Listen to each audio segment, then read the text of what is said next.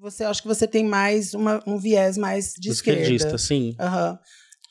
Mas eu vejo também que você consegue ver as culpas dentro da esquerda. Sim. Você não fica cego para as problemáticas que tem da esquerda. Não eu fico. E aí eu vou te contar um pouquinho de mim para você entender. Tá. Teve um ano que eu fiz parte de um projeto cultural na minha cidade, que eu sou produtora e gestora cultural.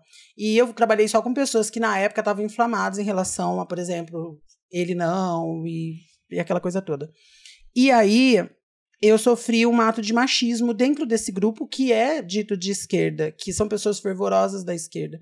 E ali eu já comecei a entender que não era sobre esquerda e direita, era sobre a minha pessoa incomodar em qualquer lugar que estivesse. Uhum. E aí eu comecei a ter os olhos atentos à minha volta e não mais ficar polarizando. Você acha que essa polarização tende a acabar? Ou as pessoas tendem a ficarem com os olhos atentos?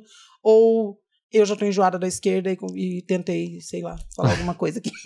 Não, na verdade, Paulo, eu acredito que essa polarização não vai acabar nos próximos anos. Essa coisa bolsonarista e petista talvez acabe, sim. Sabe o que acontece? É porque o Brasil está vivendo um lugar... Eu falei isso recentemente, estou falando sobre isso desde outubro, novembro, na verdade, no final de novembro para esse mês. Eu fiz várias falas, né, em alguns lugares, eu tenho falado sobre isso. O que acontece com o Brasil é um país muito especial nesse sentido, porque nós estamos no sul global, que antes era chamado de país de terceiro mundo, país subdesenvolvido em desenvolvimento. Hoje se usa o termo sul global e norte global para os países ricos, né?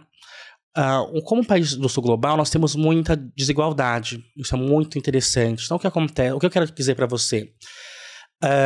Eu falei com o Maurício Meirelles, que eu fui no Maurício Meirelles, ele falou comigo sobre isso. Falou assim, você acha que a gente está importando pautas? Estamos. A questão, eu vou explicar para você o que está acontecendo.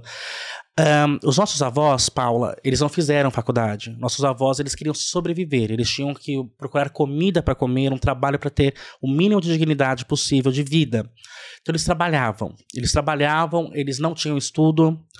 Muitos avós da minha geração são analfabetos. Falar um inglês, então, fazer uma faculdade é coisa que ninguém fez. O que acontece com o Brasil? Nós temos políticas públicas a partir dos anos 2000 que vão colocando a população trabalhadora em um outro lugar. Então essa população trabalhadora começa pela primeira vez a ir na graduação. Essa família negra começa a ascender socialmente, sair da pobreza, por causa dessas políticas públicas que foram feitas a partir dos anos 2000, o governo Lula especificamente. Espera aí. Pronto. Tá. E aí, o que aconteceu? Quando as pessoas ascendem, eis que é a questão. Essa classe social ascendeu. Esses filhos trabalhadores ascenderam. O que acontece? Eles começam a ter outras preocupações. Se a preocupação da minha avó era ter comida, ter uma casa, comprar uma casa, eu não tenho essa preocupação. Primeiro porque não tem como comprar casa em cidade grande hoje no Brasil e no mundo inteiro. Não tem como comprar casa. A minha preocupação hoje não é mais sobre comer. Minha avó, que era uma trabalhadora, eu que entrei na graduação, sou da segunda geração que foi para a graduação na minha família, eu já começo a me preocupar com outras coisas. Então vira um país muito, muito polarizado e desigual, porque essa classe média que se forjou a partir dos anos 2000, a menina começa a achar que o maior problema da vida dela é ser interrompida por um homem, que é o man interrupting. Ela começa a achar que o maior problema que ela pode enfrentar no transporte público é o homem abrir a perna demais e fazer manspreading. Ao mesmo tempo que essa classe média subiu a esse lugar e começou com esses temas são temas importantes, nós temos ainda pessoas passando fome no Brasil e colocando miolo de pão na vagina. 100 milhões de brasileiros sem saneamento básico. Então são vários mundos, são vários Brasis dentro de um só país, muito desigual. E nós não conseguimos ver isso. Então na Escandinávia, o maior problema realmente de uma mulher da mulher da Escandinávia é que o homem interrompa ela. Porque ela tá todo mundo comendo, todo mundo é branco, não tem racismo dentre as pessoas daquela sociedade, né? Tem o controle muçulmano, enfim. Então não tem nenhum problema para essa mulher na Escandinávia, não tem nenhum problema para a mulher de Upper West Side, Nova York. Não tem nenhum problema, mas nós temos. Então começa a aparecer, por exemplo, o Chavoso da USP falando assim, gente, os negros estão sendo assassinados na favela hoje por governos petistas, como é na Bahia. enquanto nós temos outros produtores de conteúdo, comunistas ou de esquerda, falando sobre a Kéfera, como ela já se desculpou, mas a Kéfera falando no encontro com Fátima Bernardes que aquilo que está fazendo para mim é gaslighting. Entende? Por quê? Porque a Kéfera, ela veio de toda essa lógica de enriquecimento de uma classe para políticas públicas, então agora ela não precisa mais se preocupar em comer. Mas nós temos aqui na ponta pessoas que são preocupadas com isso, sim. Então começa todo um discurso muito desencontrado de todo mundo, sabe? Aí começa também, num lugar que hoje, que é um grande problema pra mim na esquerda, que fui cansado no Twitter, foi aí que começou minha onda de ódio no Twitter, eu sou muito odiado lá. Em outras redes sociais não, no Instagram, no TikTok, no YouTube eu não sou odiado. No Twitter todo mundo né? No Twitter é o espaço pra todo mundo ser odiado. Mas foi quando eu falei sobre identitarismo, mas essa questão, porque nós vivemos uma democracia representativa, que as coisas são eleitas por voto. Por voto. Você vota e elege. Nós somos tratados como massa, Paula, em todo momento. Então a indústria cultural se trata como massa. A Adorno Horkheimer já tinha escrito sobre isso na Dialética do Esclarecimento. Nós somos tratados como massa o tempo inteiro, pela mídia, pelo cinema, pela moda. Mas quando chega na política, que é uma política representativa que muda por voto, e o voto de uma pessoa vai competir com o voto da outra pessoa, aí não, peraí que nós somos trabalhadores. Não, nós não somos trabalhadores. O trabalhador tem LGBT, o trabalhador tem negro, o trabalhador tem indígena, o trabalhador tem PCD. Então, nós somos tratados como uma massa homogênea todo momento. Então, todos nós vamos ver Barbie, todos nós vamos consumir a Globo. Eu não gosto da Globo, mas você não vai achar que é fake news que a Globo espalha. Entende a situação? Mas aí, quando eu vou falar sobre política, que vai ser mudado por voto, e é representativa, aí não, vamos esperar um pouquinho, porque eu sou negro, eu tenho outras... Entendi isso, então fica tudo muito fragmentado, e ninguém percebe sobre isso. Aí me chamam de neonazista, me chamam de misógino, de transfóbico, de capacitista, de todas as coisas ruins que existem no mundo. Eu queria que um transfóbico fosse transfóbico como eu sou, eu queria, porque esse mundo seria muito mais justo para essa parte da população. Não sou uma pessoa perfeita, não é sobre moralidade, entende? Eu não tenho essa ideia de moralidade, de achar que sou... Porque é isso que acontece. Se você fala o termo errado, eu tenho a moralidade e você não tem. É isso que está sendo feito hoje na internet. Que é um jogo que eu não jogo. Mas esse que é o problema. Então, primeiro, a polarização no Brasil sempre teve essa polarização. Esse que é o ponto. Mas ela não estava escancarada. Por quê? Porque o negro estava pobre ainda. O negro não ascendeu para a classe média e começou a mulher negra não achar marido. Aí entra a teoria crítica da mulher negra, da solidão da mulher negra. Mas no Brasil nós sabemos que pelo IBGE, negros casam entre negros. Pretos entre pretos, pardos entre pardos, brancos entre brancos e amarelos entre amarelos. Por quê? Porque se a pessoa, nos anos 2000, 50% quase da população negra ela era pobre. 50% da população brasileira nos anos 2000 era pobre. E onde a pessoa pobre morava? Realmente na periferia, na favela. Seu vizinho é negro, é preto. Você é uma pessoa preta, seu vizinho também é preto. Você vai casar, você não conhece um branco. Mas a solidão da mulher negra, que é uma teoria crítica, não é ciência, ela acontece quando essa mulher negra ela vai ascender. Ela chega à classe média. Aí ela chega na classe média os seus pares são brancos, ela é negra, ela é preta, talvez. Então, porque tem a diferença entre pardo e preto, né? Ela é preta. Não é vista como uma mulher bonita, com traços bonitos, desejável. Então aí ela começa a ter essa solidão de fato, porque ninguém vai casar com ela porque ela está em uma outra classe, entende? Então é isso que está acontecendo no Brasil. Essa polarização ela acontece primeiro por um choque cultural que nós temos, de uma guerra cultural muito bem alimentada, uma perda da ideia de que nós somos trabalhadores, devemos nos unir por uma causa. Isso também é perdido. Aí hoje, o que a esquerda decolonial fala? Karl Marx é um homem branco, cisgênero, heterossexual. Enfim, isso é como se isso fosse ruim, sabe? Nessa construção toda. Como se o que ele dissesse não importa, eu vou escutar só o Nego Bispo. O Karl Marx não. Porque o Nego Bispo é brasileiro, é negro. Adoro o Nego Bispo, viu, gente? Mas eu quero que a gente perceba que nós podemos articular tudo isso junto. E essa polarização ela acontece nos Estados Unidos, sempre aconteceu, é mais antigo que nós, porque as coisas da pós-modernidade, então, no meu curso todo mundo fica muito assustado, quando no meu curso de Sociologia que eu estou oferecendo esse ano, todo mundo fica assustado quando eu leio Jean Baudrillard, por exemplo, que é um autor que eu amo, quando ele fala sobre a pós-modernidade. Todo mundo fica assim, nossa, mas ele escreveu isso em 1981. E não tinha nem celular ainda. E é exatamente isso, porque o Brasil é tão atrasado que se você for ver sketches, o George Carlin, que foi considerado o maior humorista de stand-up do mundo, nos anos 90 ele tá falando sobre coisas de hoje, pra gente. Por quê? Porque eles já passaram por isso lá. E nós estamos passando agora, por causa dessa ascensão dessa classe trabalhadora que conseguiu chegar à classe média. Então aí começa essa polarização, porque as pessoas começam, agora a pessoa que antes, minha avó não pensava sobre política, porque ela tinha que comer. Agora eu penso sobre política, por quê? Porque eu já como, eu já tenho conforto, já estou na cidade, já tenho esgoto, já tenho lugar para morar, já tenho previdência social, já tenho um convênio médico que o meu trabalho me dá. Então eu vou procurar outra preocupação para minha vida, que é a política, e aí eu me coloco nos movimentos sociais. Eu ficaria aqui horas te ouvindo. Ah, que fofa. Deixa eu te falar. Eu vou usar uma... Eu quero entrar em 2 assuntos que você tocou aí, ainda no mesmo assunto. Tá bom. Eu guardei um dado aqui. Gente, eu tô pegando o celular pra pegar o dado, tá? Povo maravilhoso que critica quando eu tô no celular. Mas não é pra olhar Instagram. É porque eu guardei... Ela vai no Grindr rapidinho? Eu vou no Grindr rapidinho. Eu guardei aqui.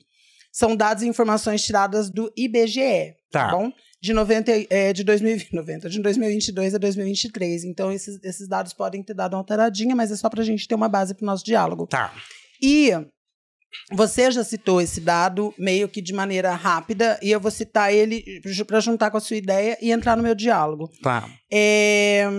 No Brasil, abaixo da pobreza, a gente entende que ganha meio salário mínimo para baixo. Então, se ganhar até meio salário mínimo para baixo, está na linha da pobreza. E o miserável é que nem isso, né? Então, nós temos 31,6% abaixo da linha da pobreza. No país inteiro. No país inteiro. São 67,8 milhões de pessoas abaixo dessa linha. E ainda mais 12,7 milhões que não tem nada. Não tem saneamento básico, não tem... Mesmo essas pessoas abaixo da linha da pobreza também não tem, tá? Não tem saúde, não tem higiene, não tem alimentação correta. Isso, quando tem alguma alimentação, vai dar um total de 100 milhões de pessoas, que é o que você já citou, que não tem saneamento básico e não tem estrutura. Você acha que essas pessoas vão achar tempo para discutir assuntos que hoje a esquerda levanta, como, por exemplo, se a palavra correta é preto ou negro, se... Eu vi isso num podcast que eu gostaria muito de dar o nome, mas eu não vou lembrar nunca, porque foi um trechinho rápido, que um rapaz falou isso, eles estavam falando sobre pessoas pretas no Brasil e dessa discussão, o que é certo, preto ou negro? E ele falou, gente, tem uma galera que está abaixo da linha da pobreza, passando fome, dificuldade, essa discussão não vai chegar até lá. Então, mas você acha ainda assim que essa discussão é importante? Então, é o que eu te disse. Por que se preocupa se o termo certo é negro ou preto ou qualquer outra coisa? Ou porque se deve se falar pardo? Porque essa pessoa já comeu, gente. Entende? Essa pessoa já chegou em um estado que ela vai pra academia, ela já tem discussões acadêmicas, ela já tem produção de conteúdo científico e teoria crítica pra ela. Essa outra população não tem. Então é muito triste isso, Paulo, porque ninguém tá preocupado conosco, sabe? Eu digo isso sempre. Gente, você que me conhece, tá aqui assistindo o podcast, vai falar de novo, o Bira vai falar sobre isso, mas eu vou, gente. A situação do mundo é essa. E aqui é outro podcast, pode falar assim. Tá bom. Ninguém tá preocupado conosco, Paula. Nós não temos um projeto de país, gente. Nós não de Estado, de fato. O que a China fez sobre trem-bala, sobre tirar 600 milhões de pessoas da miséria. Ninguém tá preocupado com isso no Brasil, Paula. Essas pessoas, gente, 100 milhões de pessoas... Nós tivemos 144 milhões de brasileiros em situação de insegurança alimentar, Paula, durante a pandemia do novo coronavírus.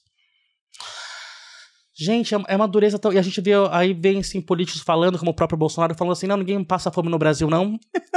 Porque tem Bolsa Família, porque tem manga. Teve uma mulher que falou que tinha manga no Brasil e ninguém passava fome. Ela falou mesmo. Eu achei uma graça, uma mulher muito bonita. Mas você vê que é a situação que a gente passa, ninguém tá preocupado com isso, sabe? São discussões que não chegam nesse ponto. Aí o povo fala pra mim assim, porque antigamente, não falo mais sobre pronome neutro, eu falava mal do pronome neutro. Não falo mais. Tá. Por quê? Porque mas pensa, não. Pensa, mas não falo. Não, mentira, não tô brincando. Ai, fiquei nu aqui. Eu não falo mais mal do pronome neutro, eu vou explicar pra você aí em casa. Tá. Porque é a divisão do trabalhador. Entende? Se eu estou falando sobre a união do trabalhador, então a mulher negra dá a mãozinha pro homem negro, que dá a mãozinha pra travesti branca, e vai dando a mão pra todo mundo, eu não posso falar mal da pessoa que usa pronome neutro, da não binária, porque ela é uma trabalhadora também. E a existência dela não faz mal pra nossa sociedade. Ela tá só existindo lá do ladinho dela, que é chamada de Elo. Respeita. Vamos respeitar. Então eu não falo mais sobre isso. Mas quando eu falava sobre mal disso, falava assim, porque só pode lutar por uma causa, né? Não pode falar sobre outra coisa, só pode falar sobre... Mas é isso. Porque olha os dados que ela traz pra gente. Eu fiquei sabendo, Paula, não sei se é verdade, me contaram esse final de semana. 900 mil paulistanos vivem com menos de R$20 por dia. 900 mil, é quase 1 milhão de pessoas em São Paulo vivendo com menos de R$20 por dia. Ou R$20 por dia, que é abaixo da linha da pobreza. Então você repara e ninguém tá fazendo nada, sabe? Então assim, não vamos discutir outras coisas. Então você quer discutir essas coisas, quer discutir sobre não binariedade, quer discutir sobre todas essas coisas, veganismo e tal. Respeito muito, discuta porque faz sentido pra você, pra sua narrativa, pra onde você está. Mas de fato o buraco é muito mais embaixo. Nós temos carências alimentares de fato no Brasil. Fui cancelado essa semana na internet também porque eu falei uma fala de um vídeo meu chamado Holofotação. Na verdade, o vídeo chama Me Faça Famoso, Holofotação. Que eu cunho esse termo holofotação. Esse vídeo, uma parte dele foi compartilhada na internet. Eu falando que... Eu falo assim nesse vídeo. Que o que nós devíamos fazer na esquerda... era colocar esse bando de esquerdomacho que tira foto de mulher pelada na Santa Cecília, que agora é moda. Lá na Santa Cecília, vai lá no terraço, não, vou fazer um nu artístico com você e tal. E é isso que o povo faz. Pegar esse bando de esquerdomacho e pôr pra fazer reflexão. Pra fazer coisa tática pra conter repressão física. Por quê? Vamos fazer uma marchinha da maconha. A polícia sente o sarrafo em todo mundo, vai todo mundo com o rabo quente pra casa, e até quebra a perna, não consegue correr, não consegue fazer nada. Aí eu falo, mas como a gente vai fazer isso? Tá todo mundo com sobrepeso com cabelo rosa. Falaram que eu tinha sido homofóbico por causa disso, porque eu falei do cabelo rosa. Mas eu tava falando desde o começo do esquerdo macho tirar foto. Então o pessoal ele vai acreditar, o pessoal vai falar o que quer. Eu posso falar o que eu quiser. Eu posso escrever. Eles podem dar um texto pra eu ler, pra me encaixar no pensamento deles, mas eles vão, se eles quiserem distorcer, eles vão. Então disseram que eu tinha sido homofóbico, que eu tinha sido gordofóbico, que eu tinha sido... Aí riram de mim, um cara compartilhou, teve mais de 6 mil curtidas, falando assim, engraçado, esse cara de batom com a aparência da minha avó falando sobre malhar e cabelo rosa. Que é engraçado porque critica uma suposta homofobia, uma suposta gordofobia, sendo gordofóbico e sendo homofóbico. Assim. Enfim, é engraçado, mas enfim. Mas a minha ideia, Paula, é porque, por exemplo, quando o Ian Neves foi lá no podcast As Ideias, que eu também fui um dia, e ele fala que nós devemos fazer uma revolução armada no Brasil, e isso vai ser compartilhado pela direita, Jovem Pan compartilha, que revolução armada é essa que ninguém sabe usar arma? Você vai no PCdoB e fala, oi, quem sabe usar uma arma aqui? Quem consegue pular um muro? Quem faz um parkour? Ninguém. Então, como você vai fazer uma revolução? Eu não quero fazer revolução. Eu sinto sincero, gente. Eu quero sim um mundo mais justo. Eu quero sim que nós tenhamos alimentação para as pessoas. Eu quero sim que o agronegócio pague mais de 19 mil reais, que foi isso que ele pagou ano passado, viu?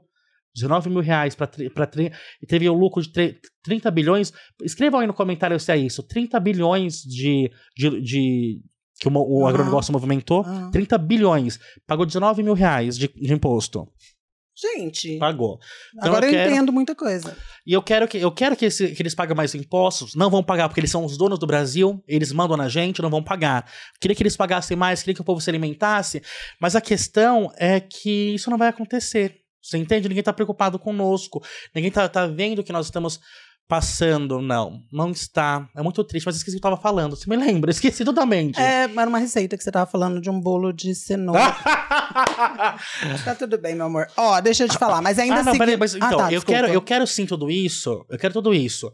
Mas, gente, eu não estou falando sobre revolução. Eu não sou comunista. Eu não estou falando de revolução comunista na internet. Eu não estou falando que eu vou me filiar e ser um comunista no Brasil, porque ninguém quer revolução. Ninguém quer, Paula, revolução. Vou falar sobre isso também. Eu quero. Mas ninguém tá fazendo nada. Eu também quero uma revolução, mas o que eu vou fazer agora, dia 23? Eu tô indo pra Argentina comer carne carne cara e gostosa na Argentina. Que é uma revolução. Que é uma revolução. Você entende? Então é isso que eu tô fazendo. Então eu não estou falando que eu vou... Agora, se você quer fazer revolução, como você vai fazer revolução? O outro rapaz me mandou mensagem falando assim: ai, Bira, que palhaçada que você fala. Para com essa ladainha de falar que... De esse militarismo, esse masculinismo. E o cara com o símbolo do comunismo, o foice e martelo, e da Palestina. Ele não sabe que a Palestina está sendo dizimada porque não tem poder bélico? Porque não tem articulação geopolítica? Não sabe, não parece que não sabe. Ele é comunista e a revolução vai ser feita como? No podcast, vai fazer um podcast de revolução no Brasil. E como vai fazer revolução no Brasil se o povo não sabe, o povo não tem alimentação? O povo não sabe o que é comunismo. E volta naquilo que a gente falou. Tá com fome, mas vai lutar por... Vai lutar como? E eu aprendi esses tempos, Paula, porque eu sempre fui muito de não acreditar no poder individual. Eu sempre falei que as pessoas eram grupos. Isso foi muito, muito específico na minha vida inteira. Então, por exemplo, tal pessoa fez isso. Então, Bolsonaro... Eu vou fazer um vídeo sobre o Bolsonaro ainda no meu canal, talvez semana que vem. Ixi. Faz antes de ir pra gente. Eu vou fazer esse vídeo sobre o Bolsonaro. E o que eu quero falar nesse vídeo? É quase uma justificativa do porquê ele é assim. Juro por Deus. Uhum. Eu quero mostrar por que ele... É uma matéria que eu li e articulei com outros assuntos que eu tinha lido sobre o Bolsonaro, mostrando por quê, explicando, fazendo o vilão. Sabe aquela coisa quando a gente vai ver o vilão, por que o vilão ficou dessa forma? Tem uma explicação. Você é você, Paula, pela sua trajetória de vida, as coisas que te atravessaram. E assim é comigo. Então eu respeito as pessoas que falam mal de mim na internet, que elas estão lá com as suas vivências. Mas o que eu percebi agora? Que o indivíduo tem culpa. Eu achava que não tinha, Paula. Eu achava que o pobre, ou que a classe média, ela estava cega, ela conseguia ver além, porque ela foi obrigada a fazer isso, entende? Uma coisa assim. Justificando porque algumas pessoas têm algumas ações. Isso, por exemplo. Por exemplo, o preto às vezes é racista, o LGBT é LGBTfóbico. Isso justifica pelo sistema todo como isso também, mas não era exatamente esse ponto. Era o ponto assim. A classe média é muito triste de classe média. A Marilena Chauí vai falar que tem que morrer. Mas eu tenho dó da classe média. Por quê? Porque a classe média, ela paga o imposto de todo mundo. O pobre paga mais imposto proporcionalmente. Mas quem paga o grande bolo é a classe média, como disse o Ciro Gomes, que morre lá na folha, já descontado na folha de pagamento. Então a classe média paga os serviços da população pobre. Tudo bem? Como nós vimos, o rico paga 19 mil reais, o agronegócio 19 mil reais, não pagou porra nenhuma. Meu pota, se eu vou ver o que eu gastei de maquiagem esse ano, 19 mil reais não tá pagando. Eu gastei 14 mil reais na Shein. Olha! E de setembro até hoje, essa roupinha é da Shein, tá amarrotadinha, mas é bonita. Mas enfim, Paula, olha a situação que eu tô te contando. Eu comecei a perceber que a classe média, ela paga esse imposto, ela sustenta, mas a classe média, ela não usufrui do serviço público, esse que é o problema. Então a classe média paga pela saúde pública, paga pela educação pública, mas não coloca o seu filho na escola pública, porque não tem qualidade. Não coloca o seu filho no sistema de saúde público único, porque não tem qualidade. Então ela paga 2 vezes. Eu achava que isso era um problema social, que devia ser visto, que isso devia ser articulado com a política. Ninguém se importa. Mas eu comecei a perceber que tem culpa do indivíduo também. Eu estou me relacionando agora com psicanalista, e eu sempre odiei psicanálise, exatamente porque a psicanálise em Portugal, quando a gente estuda a história de Portugal, teve a revista... O modernismo em Portugal teve 3 fases, né? A primeira fase foi de uma revista que é onde que estava como é o nome daquele grande ator? Fernando Pessoa. Então, o Fernando Pessoa ele faz parte dessa primeira leva. Enfim, são 3 levas. Uma é mais socialista, que queria falar sobre o social, sobre como a elite estava colocada. E uma terceira era mais da psicologia. Então, falava mais sobre o poder do indivíduo e não do social. E era mais uma coisa mais, realmente, que servia mais um fascismo que estava ali tendo o Salazar? É Salazar? Não, né? Salazar. Enfim, então, eu tinha essa visão da psicanálise, que a psicanálise ela colocava a culpa no indivíduo, e não no sistema inteiro, não na sociedade, no social. Mas eu comecei a perceber com esse rapaz que eu estou me relacionando agora, que é psicanalista, de fato tem problema. Por exemplo, gente, eu não sei se vocês sabem, no Rio de Janeiro hoje, Quem vive em zona de milícia paga R$30 mais caro o gás. Porque o miliciano pega parte dele. Ah, entendi. Então, na zona de milícia, me contaram que é R$30 a mais que você paga pelo gás. Gente, por que as pessoas não se juntaram e queimaram o miliciano para queimaram o miliciano para deixar em praça pública, como se fosse Tiradentes, mostrando quem fizer isso de novo conosco? Então, as pessoas, elas são coniventes. É isso que eu não acreditava. Antes eu achava, não, as pessoas não são coniventes, as pessoas estão enganadas, as pessoas estão na ideologia, porque para Marx, ideologia é falsa consciência. Então, nós temos... Qual que é a ideologia? Deus ajuda quem cedo madruga. Por quê? Você tem que trabalhar. Então, essa ideia de ideologia para Marx é isso, é a falsa consciência. Eu achava que as pessoas estavam em falsa consciência. Eu achava que as pessoas estavam submetidas, não conseguiam pensar, raciocinar direito. A ausência de pensamento, como a Hannah Arendt falava. Mas agora eu comecei a perceber que elas têm, sim, responsabilidade. Porque você está aceitando pagar R$30 nisso. Sabe? Você acha que não pode ser um medo também? Tipo, vamos eu, você e todo mundo aqui avançar nele. Aí chega lá, 2, 3 recua e eu fui, e só eu. E se 3 recua, isso não é um poder individual da pessoa que não Caralho, aceitou? Você me fez pensar. Faz todo sentido. Então eu tô muito... Verdade. Ainda não estou assim, achando que é individual o problema. Pra mim é social ainda. Mas realmente as pessoas, elas aceitam. É verdade. Isso é muito triste pra mim. Ainda não